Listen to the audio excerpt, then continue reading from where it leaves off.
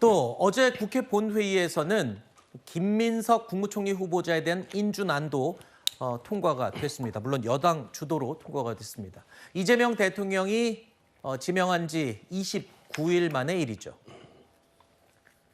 국무총리 김민석 임명 동의안은 총 투표수 179표 중 가 173표, 부 3표, 무효 3표로서 가결되었음을 선포합니다. 폭정 세력이 만든 경제 위기 극복이 제1과제입니다. 대통령님의 참모장으로서 일찍 생각하고 먼저 챙기는 새벽 총리가 되겠습니다. 자, 오늘 오전에 이재명 대통령이 김민석 국무총리에게 임명장을 수여했습니다. 이런 가운데 국민의힘은 어제 이어 오늘도 김민석 총리 인준에 대한 정부와 민주당에 대한 비판을 쏟아냈습니다. 네, 국가 살림살이 규모조차 제대로 파악하지 못하면서 무슨 국무총리를 하겠다고 나섭니까? 국민들은 분노한다. 김민석은 사퇴하라.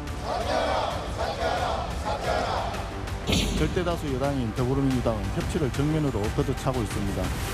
국회의 법사위원장, 예결위원장을 독식한 것도 모자라 어제는 김민석 총리 후보자 인준안을 단독으로 강행 처리했습니다.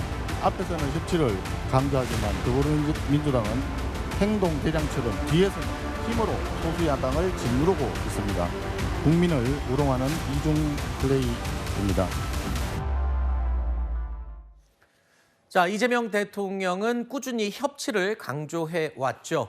자, 국민의힘의 반대 속에 민주당 주도로 법안 처리가 이뤄지고 또 앞서 어제처럼 인준 강행이 만약에 계속된다면 앞으로 또 줄줄이 장관 임명도 예정이 돼 있죠. 이게 여러 번 반복된다면 그때는 또 어떤 잡음이 나올지도 관건입니다. 민주당도 그런데 할 말은 있습니다. 3년 전에 한덕수 총리 후보 인준에 흠결이 좀 있었지만 그때 민주당이 동의를 해줬다는 겁니다.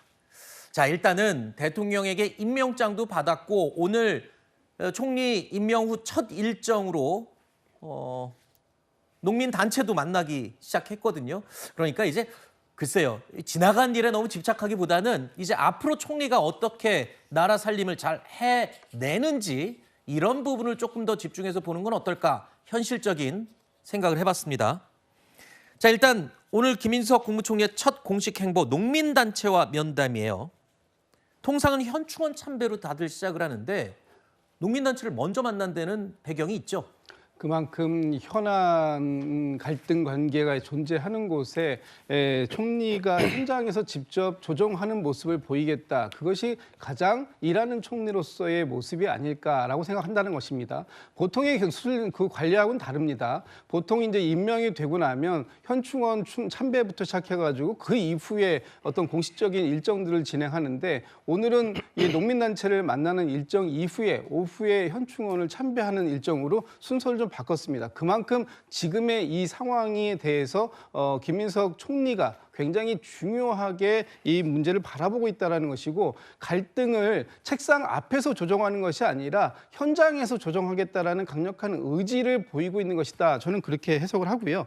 오늘 농민단체를 만나서 아마 이재명 대통령께서 왜 송미령 장관을 유임시킬 수밖에 없었는가 하는 부분에 대해서 좀 그 보충 설명을 좀 하고자 했던 것이 있는 것 같습니다. 네. 특히 송미령 장관을 임명시키려고 했던 부분들, 그 유임시킨 것은 그동안의 어떤 농민단체와 어떤 농업에 대한 이 정책의 연속성인 측면이라기보다는 그런 측면들은 이재명 정부가 이재명 정부가 이 대선 때 공약으로 약속했던 부분에 대해서는 흔들림 없이 추진될 것이다. 다만 그럼에도 불구하고 송미령 장관을 유임시키는 이유가 어떤 통합의 메시지 그리고 실용주의적 인사의 메시지가 분명히 담겨 있음을 그 김민석 총리가 직접 현장에서 말씀을 드리고 그 부분에 대한 이해와 양해를 좀 구하려고 했던 모습이 아니었을까 이렇게 좀 분석이 되더라고요. 알겠습니다. 자, 일단 총리 첫 일정을 농민단체를 오전에 만났고요. 오후 2시에 현충원 참배를 할 것으로 예정이 되어 있습니다. 그 이후에는 또 국회를 방문해서 이 취임 후 인사를 또 나눌 예정인 것 같습니다.